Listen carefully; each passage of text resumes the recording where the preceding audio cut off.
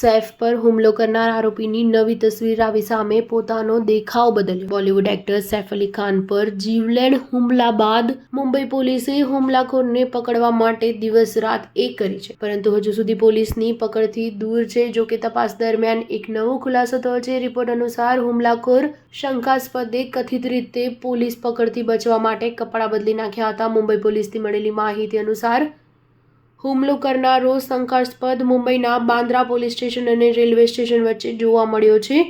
સવારે 8 વાગ્યા સુધી શંકાસ્પદ બાંદ્રા વિસ્તારમાં ફરી રહ્યો હતો, પરંતુ પોલીસ તેની ધરપકડ ન કરી શકી। પોલીસ પણ એ વાતથી ચોંકી ગઈ છે કે સૈફ અલી ખાનની બિલ્ડિંગમાં બંને પોઈન્ટ પર સુરક્ષા ગાર્ડ હોવા છતાં શંકાસ્પદ કેવી રીતે અંદર ઘૂસ્યો। હુમલાના સમયે શંકાસ્પદે માસ્ક અને ટોપી પહેરી રાખી હતી, જ્યારે બિલ્ડિંગની બહાર નીકળતા સમયે તેને ઉતારી દીધો, જેનાથી તેના ઈરાદાઓ પર સવાલ ઉઠી રહ્યા છે। જણાવી દઈએ કે એક શંકાસ્પદની પોલીસે અટકાયત કરી છે।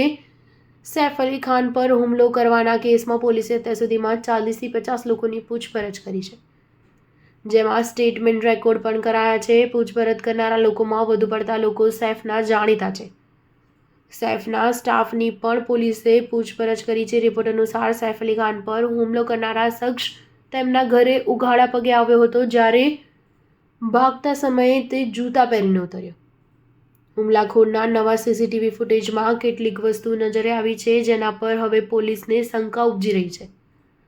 સૈફના ઘર અને બાંદ્રાની લકી હોટલ વિસ્તારથી મળેલા સીસીટીવી ફૂટેજથી પણ જાણવા મળે છે કે ઘટના બાદ શંકાસ્પદે પોતાનો દેખાવ બદલી નાખ્યો હતો। જો કે આરોપીને પકડવા માટે મુંબઈ પોલીસ 35થી વધુ ટીમો બનાવી છે। પહેલા તો તે સૈફ પર હુમલો કરનારો ઉઘાડા પગે ગયો, જ્યારે તે ભાગ્યો ત્યારે જૂતા પહેરીને ભાગ્યો। બીજું કે જ્યારે તે ઉપર જઈ રહ્યો હતો તો બેગ તેનું ભરેલું નજરે પડી રહ્યું હતું, જ્યારે ભાગતા સમયે બેગ ખાલી લાગી રહ્યું હતું। સ્ટાર ન્યૂઝ 7 હંમેશા સચ્ચાઈની સાથે।